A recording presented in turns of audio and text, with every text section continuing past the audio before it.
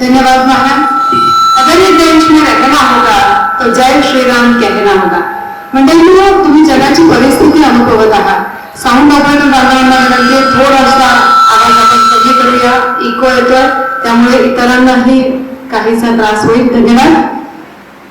आता जगाची परिस्थिती काय चालू आहे हे आम्ही सगळेजण सोशल मीडियावर बघतो आहे। एकदा स्वतःला प्रश्न विचारा की होय, आम्ही या देशात जन्माला आलेलो आहोत, आम्ही खूप भाग्यवंत आहोत। तितक्या शांततापूर्ण वातावरणात होळीचा सण झाला, गुढीपाडवा झाला आणि आताच ईद सारखा सणही तितक्या शांततापूर्ण वातावरणात आमच्या या देशामध्ये पूर्ण झाला। म्हणून आम्ही सर्व धर्म समभावाची शिकवण जपत असताना या देशात जन्माला आलेलो भाग्यवंत आहोत। आपला हा प्रवास आपली एक जबाबदारी आहे। पण स्वतःला प्रश्न विचारा की जगासारखी परिस्थिती जर रात्रीतून माझ्या भारत देशात आली तर मग रातोरात मनोमन म्हणून आहे का? आणि आमचे राष्ट्र खरंच हिंदू राष्ट्र आहे, 80% हिंदू या देशामध्ये असताना रातोरात हे मिलन शक्य आहे का? आणि जर हे राष्ट्र घोषित करायचे असेल तर मग कोणता विषय किंवा कोणता समाज समोर असेल?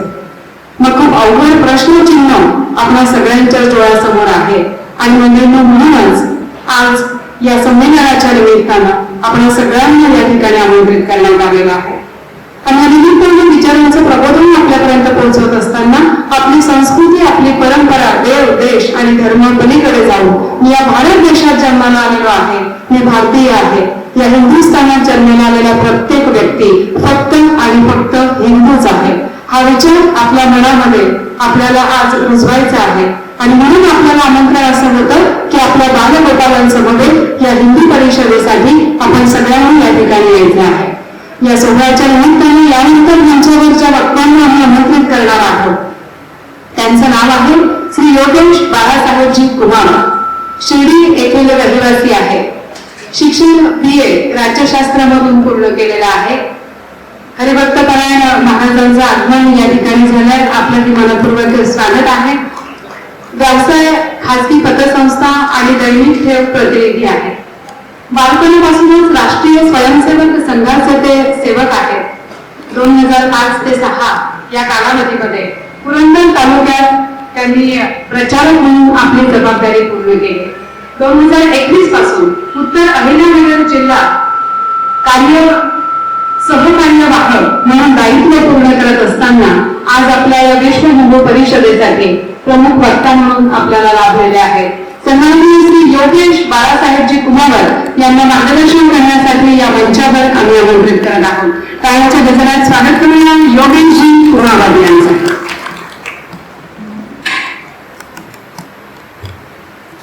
भारत माता की आवाज, जय श्रीराम, जय जय श्रीराम, वंदे वंदे वंदे। मंचावर उपस्थित धर्माचार्य, हरिभक्तपरायण श्री अर्जुनजी महाराज तनपुरे, मठाधिपती ताहराबाद, तसेच या कार्यक्रमाचे अध्यक्ष माजी मंत्री श्री अण्णासाहेबजी म्हस्के, या कार्यक्रमासाठी मंचावर उपस्थित सर्व धर्माचार्य, प्रजापिता ब्रह्मकुमारींच्या सर्व दिदी आणि उपस्थित सर्व माता भगिनी आणि बांधवांनो, 350 वर्षापूर्वी हिंदू समाजामध्ये जो चैतन्य आणि जो उत्साह संचारला होता त्याचाच अनुभव आज गावोगावी 350 वर्षानंतर पुन्हा एकदा संपूर्ण हिंदू समाजाला येतोय। 350 वर्षापूर्वी छत्रपती शिवाजी महाराजांनी जे हिंदवी स्वराज्याची स्थापना केली, या हिंदू धर्माला, या हिंदू समाजाला एक हिंदूंचा राजा मिळाला। जवळपास 700-750 वर्ष हा हिंदू समाज, ही संस्कृती, हा धर्म परकीय आक्रमकांच्या टाचेखाली, अत्याचाराखाली, अन्यायाखाली चिरडला गेला होता, भरडला गेला होता। या हिंदू समाजाची प्रतिका असलेली, श्रद्धास्थानं असलेली मठ मंदिरं ही उद्ध्वस्त केली जात होती, नेस्तनाबूत केली जात होती. या हिंदू समाजाला निर्माण करणारी, पुढची पिढी घडवणारी आपली माता भगिनी वाटवली जात होती, तिच्यावर अत्याचार केले जात होते. अशा या सगळ्या दुर्दैवी परिस्थितीतनं या हिंदू धर्माला, हिंदू संस्कृतीला, हिंदू समाजाला जर कोणी बाहेर काढला असेल, अनेक पराक्रमी महापुरुष होऊन गेले, आपल्या माता भगिनी पराक्रमात कमी नव्हत्या, परंतु खऱ्या अर्थाने या हिंदू धर्माला, हिंदू समाजाला साधारण 350 वर्षापूर्वी छत्रपती लागले. छत्रपती शिवाजी महाराजांनी हिंदवी स्वराज्याची स्थापना केली आणि तोच अनुभव आज आपण 350 वर्षानंतर पुन्हा एकदा हिंदू समाजातलं चैतन्य, की जे चैतन्य ब्रिटिशांच्या कालावधीत दुर्दैवाने छत्रपती शिवाजी महाराजांच्या नंतर, धर्मवीर संभाजी महाराजांच्या बलिदानानंतर हे चैतन्य पुन्हा एकदा या ब्रिटिशांच्या राजवटीमध्ये कुठंतरी मावळलं होतं, कुठंतरी संपलं होतं. ते चैतन्य 100 वर्षानंतर गर्व से कहो हम हिंदू है, ही भावना या हिंदू समाजामध्ये निर्माण झाली, निर्माण केली गेली. आणि ही निर्माण होण्यामध्ये ज्या एका संघटनेने 100 वर्षाची वाटचाल केली, या 100 वर्षाच्या वाटचालीनंतर आपल्याला लक्षात येतंय की ज्या काळात ब्रिटिशांचं राज्य होतं, संपूर्ण समाज आपला आत्मभान विसरला होता, आपला आत्मविश्वास विसरलेला होता. एक वेळ मला गाढव म्हणा पण हिंदू म्हणू नका, असं त्या काळात देशामध्ये देशाचं नेतृत्व करणारे त्या काळात ते पुढारी म्हणवते. त्या काळापासून आज 2026 मध्ये गर्व से कहो हम हिंदू है असा म्हणणारा समाज निर्माण झाला. या सर्व या वाटचालीमध्ये संघाच्या कामाची, राष्ट्रीय स्वयंसेवक संघाच्या वाटचालीची खूप मोठी अशी भूमिका आहे. आणि म्हणून या शताब्दी वर्षामध्ये संपूर्ण हिंदू समाजाने हे हिंदू संमेलन भरवले आणि एक प्रकारे संघाच्या या वाटचालीचं, संघाच्या या शताब्दी वर्षाचं एक प्रकारे समाजाने आपण म्हणू की कौतुक केलं. आणि त्या निमित्ताने आज माझ्यासारख्या संघाच्या सर्वसामान्य कार्यकर्त्याला, की ज्याची कुठली ओळख नाही, कुठली प्रसिद्धी नाही, कधी नावही ऐकलं नसेल, कधी चेहराही आपण पाहिला नसेल, परंतु केवळ आपल्या सर्व हिंदू धर्मीय बांधवांमुळे ही संधी आज आपल्याला मिळाली आहे. त्याबद्दल मी आपल्या सर्वांचं मनपूर्वक एक प्रकारे अभिनंदन करतो, धन्यवाद देतो. ज्यावेळी ब्रिटिशांनी छत्रपती शिवाजी महाराजांच्या या संपूर्ण कालावधीनंतर देशावर एक प्रकारे षडयंत्र करून राज्य स्थापन केलं, फोडा आणि झोडाची नीती अवलंबली, आपल्या उज्ज्वल अशा संस्कृतीची एक प्रकारे ब्रिटिशांनी आपल्यावर अशी धारणा केली की हा भारत देश म्हणजे काय गावड्यांचा देश आहे, हा भारत देश काय म्हणजे मागासलेला देश आहे, या भारतामध्ये कुठलंही विज्ञान नाहीये, या भारतामध्ये कुठलीही प्रगती नाहीये, अशा प्रकारचा एक विचार आपल्या समाजामध्ये रूढ केला. आणि हा अनेक वर्ष राहिला, भारताच्या स्वातंत्र्यानंतरही राहिला. या भारतामध्ये माता भगिनींना या हिंदू धर्मामध्ये स्थान नाहीये, माता भगिनींवर बंधन आहे, अशा एक प्रकारचा एक चुकीचा विचार या ब्रिटिशांच्या कालावधीमध्ये आपल्या समाजामध्ये निर्माण झाला. आपल्याला आपल्या पराक्रमी माता भगिनी माहिती आहे, अगदी आईसाहेब जिजाऊ मातेंपासून देशाच्या स्वातंत्र्यासाठी लढणारे आपल्या झाशीच्या राणी लक्ष्मीबाई असतील, कुठेही माता भगिनींच्या पराक्रमामध्ये कमतरता नव्हती. माता भगिनींना शिक्षणामध्ये सुद्धा संधी त्या काळामध्ये होती, परंतु दुर्दैवाने ब्रिटिशांच्या काळामध्ये आणि आक्रमकांच्या काळामध्ये आपल्या माता भगिनींना अनेक प्रकारचे अन्याय आणि अत्याचार सहन करावे लागले. अशा प्रकारची एक भावना हिंदू धर्मामध्ये, हिंदू संस्कृतीमध्ये, परंपरेमध्ये निर्माण केली गेली की हिंदू धर्म, हिंदू संस्कृती मागासलेली आहे आणि या देशाचं भलं कोण करेल, त्या समाजाचं भलं कोण करेल, तर ब्रिटिशच करू शकतात, अशा प्रकारची एक भावना त्या काळात निर्माण केली गेली होती. परंतु या सर्व परिस्थितीवर मात करण्यासाठी अनेक क्रांतिकारक, अनेक सत्याग्रही, अनेक आंदोलक यांनी देशासाठी बलिदान स्वीकारलं. स्वतःच्या जीवाची, स्वतःच्या कुटुंबाची, स्वतःच्या परिवाराची पर्वा न करता देशाच्या स्वातंत्र्यासाठी शेकडो क्रांतिकारकांनी बलिदान दिलं आणि या देशामध्ये स्वातंत्र्यासाठी स्वातंत्र्य चळवळ सुरू झाली. हा देश स्वातंत्र्य होणारच होता, याची पाऊल पुन्हा दिसायला लागली होती.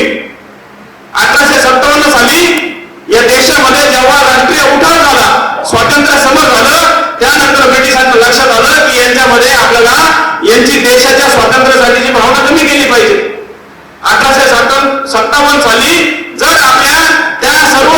उठाव करणाऱ्या क्रांतिकारकांमध्ये, समाज धोरणांमध्ये संवादाचा अभाव नसता तर 100 वर्ष अगोदरच आपल्याला देशाला स्वातंत्र्य मिळालं असतं. पण दुर्दैवाने ठरलेल्या योजनेप्रमाणे काम न झाल्यामुळे आणि काही फुटीरतावादी त्यामध्ये घुसल्यामुळे तो 1857चा जो आपला उठाव होता तो अयशस्वी झाला. दुर्दैवाने 100 वर्ष आपलं स्वातंत्र्य लांबलं आणि त्यामध्ये ब्रिटिशांनी ठरवून अनेक प्रकारच्या भेद करणाऱ्या नीती आपल्या समाजामध्ये, धर्मामध्ये निर्माण केल्या. परंतु या सर्वांवर मात करत करत 100 वर्षानंतर का होईना परंतु आपला देश स्वातंत्र्याच्या दिशेने चालायला लागला.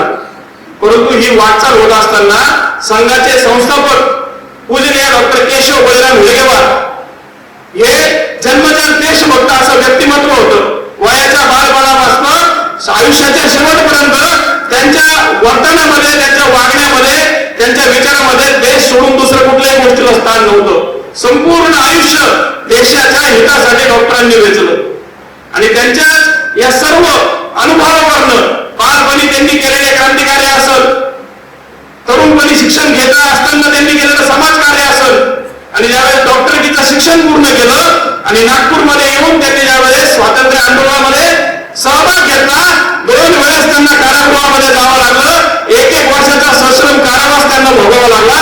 अशा प्रकारचं व्यक्तिमत्व डॉक्टर हेडगेवारांचं होतं.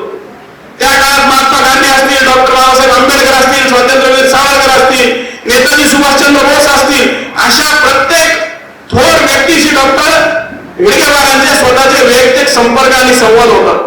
आणि हे सर्व चालू असताना त्यांच्या मनामध्ये या देशाच्या स्वातंत्र्याची तर कल्पना होतीच, परंतु हा देश पुन्हा पुन्हा गुलामगिरीत का जातो, पुन्हा हा हिंदू धर्म इतका पराक्रमी इतिहास हा पुन्हा गुलामगिरीत का जातो याचं चिंतन सारखं मनात चालवलं. आणि हे चिंतन चालत असताना त्यांनी एक ठरवलं की माझा देश तर स्वातंत्र्य होणारच आहे, परंतु तो पुन्हा गुलाम होऊ नये म्हणून या देशामध्ये काहीतरी एक व्यवस्था निर्माण केली गेली पाहिजे. आणि मग असं सातत्याने चिंतन चालू असताना त्यांनी एक ठरवलं की या देशाचा जो पुत्रवत हिंदू समाज आहे, या देशावर आलेलं संकट ज्याला आपल्यावर आलेलं संकट वाटतं, या देशाचं सुख दुःख ज्याला आपलं सुख दुःख वाटतं, असा या देशाचा, या भारत मातेचा पुत्रवत हिंदू समाज जोपर्यंत सर्व भेदविरहितपणे संघटित होत नाही तोपर्यंत या देशाचं, या धर्माचं पुन्हा पुन्हा या पद्धतीने पारतंत्र्य जाणं कदाचित थांबणार नाही. आणि म्हणून संपूर्ण हिंदू समाजाचं संघटन करण्याचा त्यांनी विचार केला आणि 1925 साली राष्ट्रीय स्वयंसेवक संघ नावाची एक स्वयंसेवी संघटना स्थापन केली. त्या संघटनेचे कार्य गेल्या 100 वर्षापासून चालू आहे. हे कार्य आपण संघटनेचं, सेवेचं आणि समर्पणाचं कार्य म्हणून ओळखतो. ज्या वेळी या देशावर काही आपत्ती आली, मग ती युद्धजन्य परिस्थिती असेल, त्या युद्धाच्या परिस्थितीत सुद्धा स्वयंसेवकांनी स्वतःच्या जीवाची पर्वा न करता देशाच्या सैनिकांना मदत करण्यासाठी सीमेवर जाऊन देशाच्या सैनिकांना मदत केली. ज्या वेळेस या देशाची फाळणी झाली, धर्माच्या आधारावर हा देश तोडला गेला, त्यावेळी देखील जो पाकिस्तान नावाचा देश निर्माण झाला, त्या काळात लाखोंच्या संख्येने तेथील हिंदू ज्यावेळेस भारतात यायला निघले, आपल्या आया बहिणीवर अत्याचार केले, त्यांचे शरीराची विटंबना केली गेली आणि त्या रेल्वेमध्ये भरून भरून वस्त्र नसलेले देह या आपल्या देशात पाठवले गेले. इतक्या प्रकारचा अन्याय अत्याचाराचा कळस गाठलेला असताना त्या काळात त्या परिसरात लाहोर, सिंध, कराची या प्रांतात राहणारे संघाचे स्वयंसेवक शेवटपर्यंत तिथनं हटले नाही. शेवटचा हिंदू सुखरूप भारतात यावा याकरता त्यांनी प्रयत्नांची पराकाष्ठा केली, अनेक जण बलिदानी झाले. आणि म्हणून संघाचे जे द्वितीय सरसंघचालक होते गोळवलकर गुरुजी, ते म्हटले की इथून पुढे मी माझ्या आयुष्यात कधी अभिमन्यूची कथा सांगणार नाही. महाभारतात एक अभिमन्यू होऊन गेला, परंतु या फाळणीच्या काळामध्ये शेकडो संघाचे स्वयंसेवक यांनी अभिमन्यूची भूमिका पार पाडली आणि अनेक हिंदू बांधवांना सुखरूपमध्ये भारतात आणलं. अशा या देशाच्या आपत्तीजन्य परिस्थितीमध्ये, मग नैसर्गिक आपत्तीमध्ये भूकंप आला, पूर आला, काही त्या ठिकाणी दुर्घटना घडली, आपण बघितलंय की संघाचे स्वयंसेवक निस्वार्थपणे पाहिले त्या ठिकाणी धावून जातात आणि समाजाची सेवा करतात. इंदिरा गांधींनी देखील ज्यावेळी दक्षिण भारतामध्ये पूरजन्य परिस्थिती निर्माण झाली होती आणि अपेक्षित त्या लोकांकडे सेवा पोहोचत नव्हती, त्यावेळेस इंदिरा गांधींनी आदेश दिला की हाफ चड्डीवाले शोधा. संघाचा गणवेश पूर्वी हाफ पॅन्टचा होता, अनेकांना माहिती असेल, आता फुल पॅन्ट झाली, गणवेश बदललाय. त्यावेळी इंदिरा गांधीजी म्हटल्या होत्या की हाफ चड्डीवाले शोधा, त्यांच्याकडे सर्व साहित्य द्या, योग्य व्यक्तीपर्यंत ज्याला आवश्यक आहे त्याच्यापर्यंत ही सेवा जाईल. अशा प्रकारची धारणा जे संघाला आपला विरोधक समजतात अशाही लोकांची होती. त्यांच्या अनेक वेळेच्या या घटनेमधनं हे लक्षात आहे की संघाविषयी त्यांना सुद्धा विश्वास होता की संघ हा निस्वार्थपणे प्रामाणिकपणे काम करणाऱ्या स्वयंसेवकांचा संघटन आहे.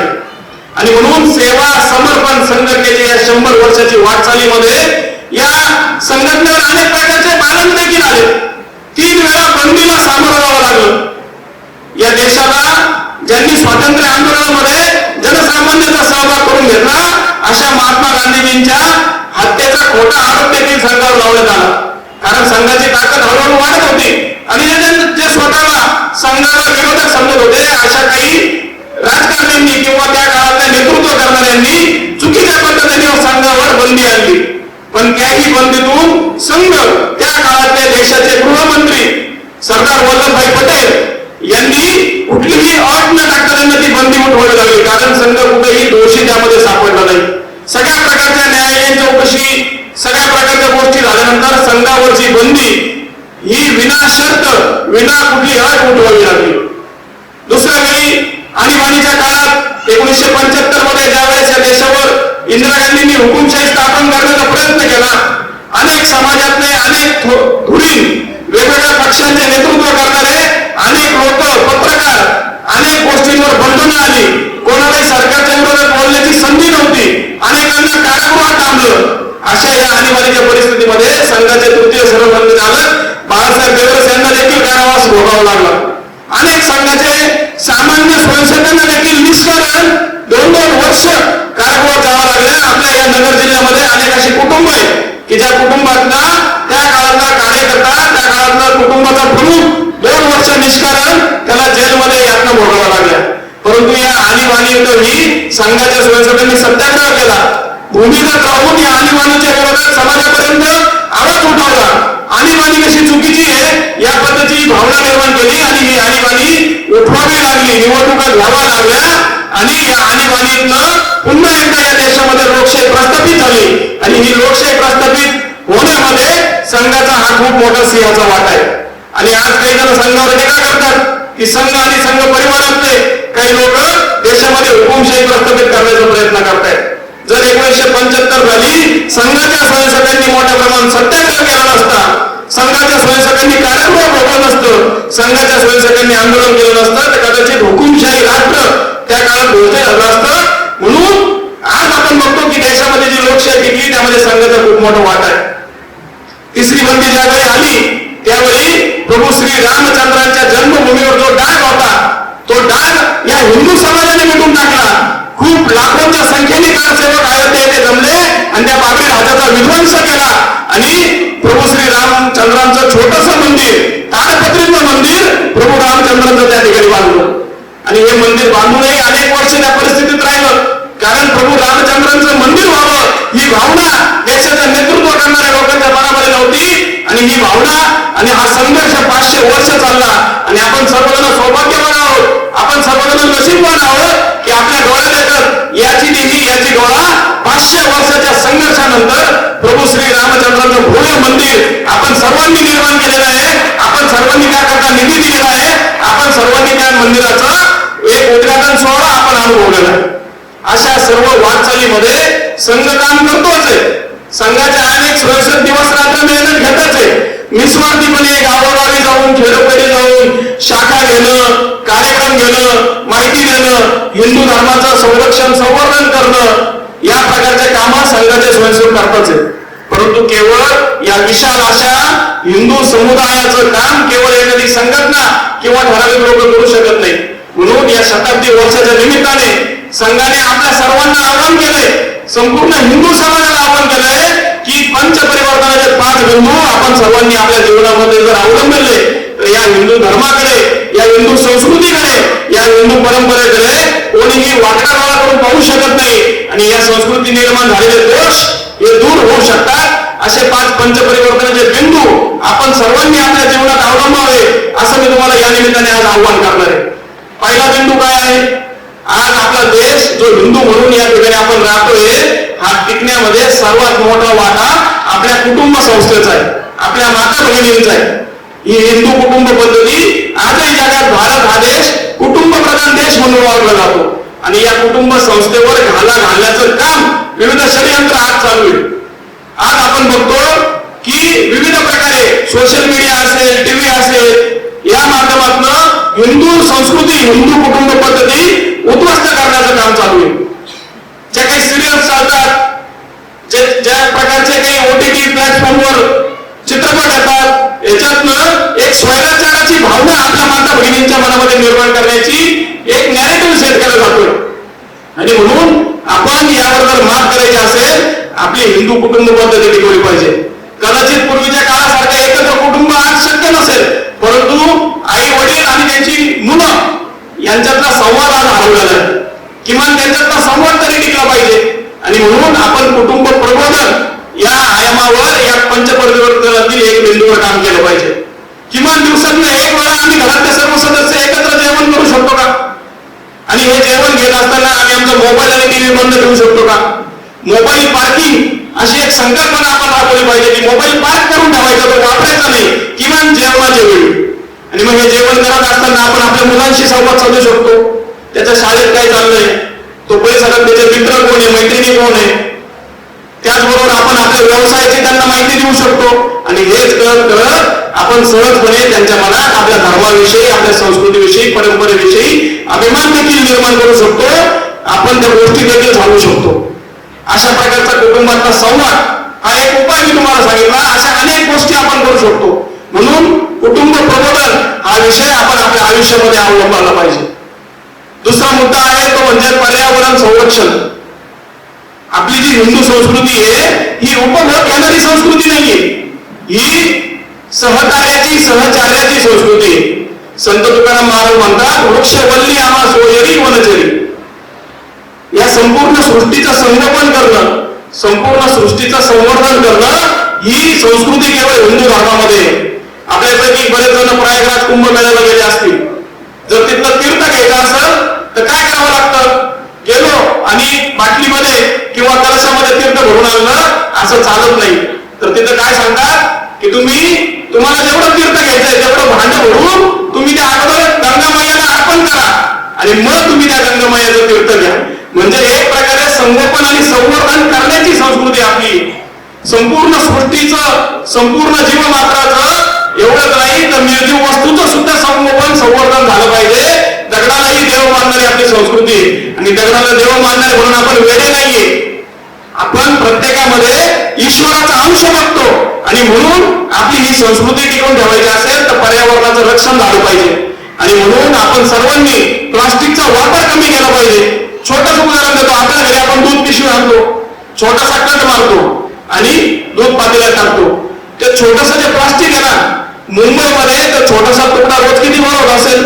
त्या छोट्या छोट्या तुकड्यांचं वजन काही टन मध्ये, काही शेकडो टन मध्ये एवढं प्लास्टिक त्या छोट्या तुकड्याचं वजन गोळा होतं. आज आपण आपली शेती नांगरली तर शेतीतनं मातीतलं प्लास्टिक वरती येतंय.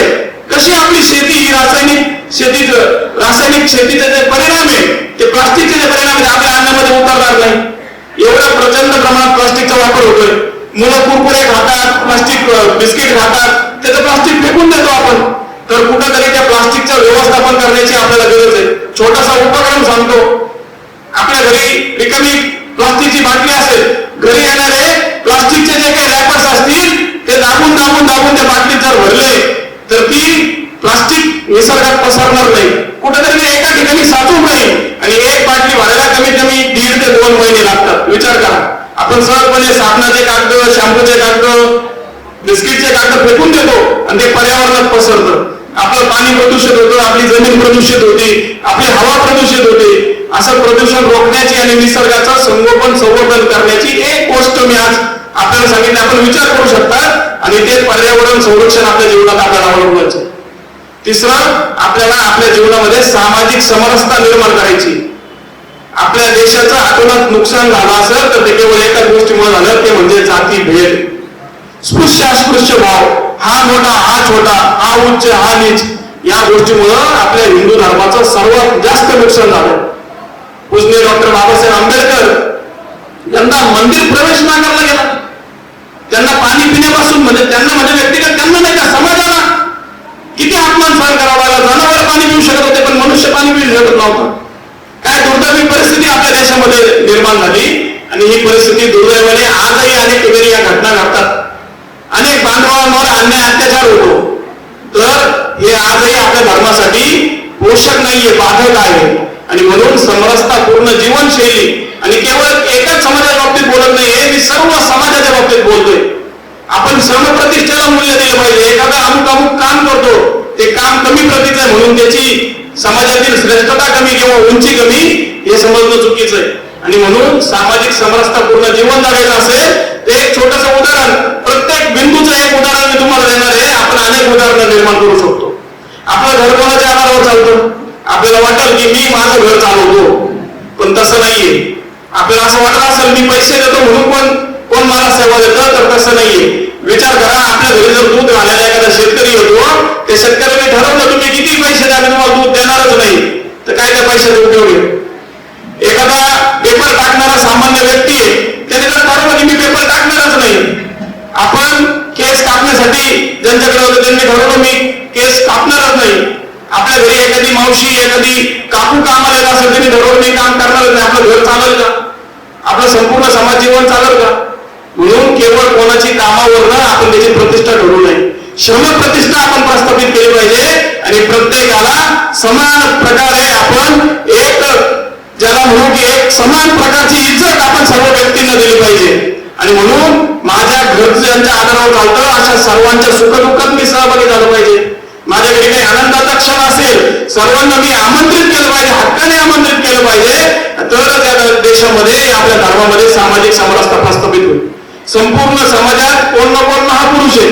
ते केवळ एका जातीसाठी त्यांनी काम केलेलं नाहीये, त्यांनी संपूर्ण समाजासाठी काम केलेलं आहे.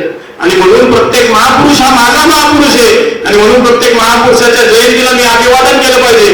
प्रत्येक संतांच्या जयंतीला पुण्यतिथीला मी अभिवादन केलं पाहिजे. ही भावना आपल्यामध्ये दृढ करणं म्हणजे सामाजिक समरसता. चौथा मुद्दा आहे नागरी शिष्टाचार. कुठलाही जगातला देश जोपर्यंत शिस्तबद्ध होत नाही, तिथली व्यक्ती तिथला समूह शिस्तबद्ध राहत नाही, तोपर्यंत देश प्रगती करू शकत नाही. आपण सहज म्हणतो की बघा त्या जपानमध्ये किती शिस्त आहे, किती प्रगतशील राष्ट्र आहे. अमेरिका बघा किती रस्ते स्वच्छ आहे, किंवा इंग्लंड बघा, युरोप बघा, अनेक देशांचे उदाहरण देतो. रस्त्यावर कोणी थुंकत नाही. आणि आपण काय करतो आपल्या घरी, आपल्या ठिकाणी सार्वजनिक ठिकाणी आपण एखाद्या बगीच्यात गेलो तर मुलं सहजपणे त्या बगीच्यात राहिलेल्या शोभेच्या वस्तूंवर चढून फोटो काढतात. हे करत असताना त्या वस्तूचं नुकसान होतं, आपल्याला काही वाटत नाही. आपण सार्वजनिक साधन संपत्तीने प्रवास करतो, एसटी असेल, रेल्वे असेल, तिथला नळ आपण व्यवस्थित बंद करत नाही, तिथले दरवाजे खिडक्या आपण व्यवस्थित वापरत नाही, बसण्याच्या आसनांचं नुकसान करतो. कसा देश प्रगती करेल? ही संपत्ती ही माझी संपत्ती आहे. मी जे काही कष्ट करतोय, या देशाला जे काही उत्पन्न मिळतंय माझ्या कष्टातनं मिळतंय. आपल्या घरी आपण असं करू का? घरातला सोफा आपण फाडू का प्लेटनी? फाडणार का आपण? आपल्या घरातला सोफा प्लेटने फाडला आपल्या मुलांनी, 2 मापाटे घालणार आपण त्याला. पण असं जर एकचित कोणी करत असेल तर जोपर्यंत नागरिक शिष्टाचार आपल्या जीवनात येत नाही तोपर्यंत हा देश प्रगतीपथावर राहणार नाही. म्हणून संविधानाने जसे मला हक्क दिले तसं संविधानाने मला कर्तव्य दिले. ते कर्तव्य पूर्ण करण्याकरता मी नागरिक शिष्टाचारांचं पालन करल.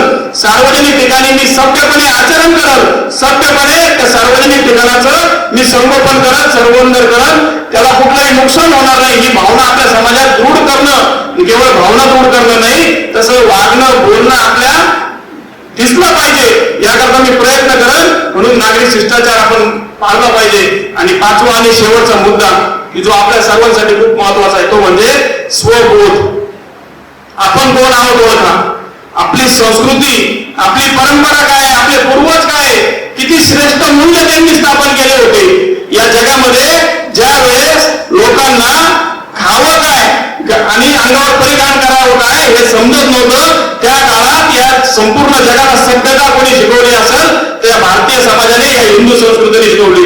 कृणवंत विश्वमार्यम वसुधैव कुटुंबकम हा विचार केवळ हिंदू धर्म आणि संस्कृतीमध्ये, संपूर्ण विश्व माझं कुटुंब आहे ही भावना केवळ हिंदू धर्मीयांमध्ये. आणि म्हणून आज जग हिंदू धर्माकडे, हिंदू संस्कृतीकडे आशेने बघतंय. या देशामध्ये या जगामध्ये जर शांतता नांदायची असेल टिकला पाहिजे. संस्कृती आणि धर्म हा केवळ तत्वज्ञानाने टिकत नाही. जगास करते केवळ एकच सामर्थ्याची भाषा कणखर. ज्याच्याकडे सामर्थ्य आहे त्याचंच ऐकलं जातं. म्हणून या हिंदू धर्मामध्ये सामर्थ्य निर्माण करायचं, संघटित हिंदू समाज निर्माण करायचा, म्हणून स्वतःला ओळखलं पाहिजे. आणि म्हणून माझी भाषा काय आहे, मी माझ्या मातृभाषेमध्ये घरात बोललं पाहिजे. ठीक आहे, शिक्षणासाठी अन्य भाषा शिकायला हरकत नाही, परंतु माझ्या घरात माझ्या बोली भाषेमध्ये मातृभाषेचं प्राधान्य असलं पाहिजे. मी फिरायला जातो, मी फिरायला कुठं जाणार? मी फिरायला गड किल्ल्यांवर गेलं पाहिजे, मी फिरायला शक्तिपीठाला गेलं पाहिजे, मी फिरायला ज्योतिर्लिंगांना गेलं पाहिजे, मी फिरायला ज्या ज्या ठिकाणी देशाच्या स्वातंत्र्यासाठी जी जी आंदोलन झाली आणि त्याची प्रेरणा असते त्या ठिकाणी फिरायला गेलं पाहिजे, की मी गोव्याला गेलं पाहिजे, की मी सिमला कुलूमनाला गेलं पाहिजे. आपल्याला फिरायचं कुठं याचं सुद्धा भान, त्याला आपण म्हणू की भ्रमण आपलं असं असलं पाहिजे. आपली संस्कृती ज्यावेळेस सणवार उत्सव परंपरा आपण सहज म्हणतो, आता काय नवीन वर्ष आपलं झालं हॅपी गुढीपाडवा. अरे नवीन वर्षाच्या शुभेच्छा आपण मराठीत नाही म्हणू शकत का? नवीन वर्षाच्या शुभेच्छा, गुढीपाडव्याच्या शुभेच्छा न कळतपणे आपण आपल्या या सर्व स्ववर आघात करतोय. म्हणून स्वबोध आपल्या सर्वांना रुजवला पाहिजे. म्हणून आपली भाषा, भूषा, भ्रमण, भोजन, भवन या सगळ्या गोष्टींमध्ये स्वचा अंगीकार करून आपण या देशाला, जगाला दिशा देणारा देश आपण बनवू शकतो. म्हणून या 5 पंचपरिवर्तनाचे बिंदूंचं आव्हान या शताब्दी निमित्त, आज या हिंदू संमेलनानिमित्त आपण सर्वजण या ठिकाणी आलात, या निमित्ताने मला ही संधी मिळाली. आपण सर्वांना पुन्हा एकदा आवाहन करतो की हे 5 पंचपरिवर्तनाचे बिंदू, कुटुंब प्रबोधन, पर्यावरण संरक्षण, सामाजिक समरसता, नागरिक शिष्टाचार आणि स्वबोध हे आपल्या जीवनात अवलंबावे आणि या देशाला, या धर्माला जगाच्या उच्च स्थानी न्यावं. एवढं बोलून थांबतो. जय भीम, जय श्रीराम.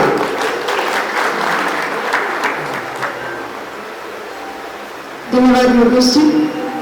खरं तर आपल्याला अतिशय सविस्तर मार्गदर्शन करत असताना उदाहरण त्यांनी आपल्याला समजावून सांगितलेलं आहे. म्हणजे संविधानिक कायदे, नैतिक कायदे आणि काही नैसर्गिक कायदे आहेत. आणि या सगळ्या कायद्यांचं पालन करत असताना माणूस आपली नैतिक जबाबदारी विसरलेला आहे. माणसातला विवेक कुठेतरी हरला की काय असा प्रश्न आता पडलेला आहे. आणि संघाच्या माध्यमातून त्याच सचोटीचं काम आपण सगळ्यांच्या माध्यमातून पूर्ण होत असताना आज या हिंदू संमेलनाच्या निमित्तानं या ठिकाणी आपण जमलेलो आहोत.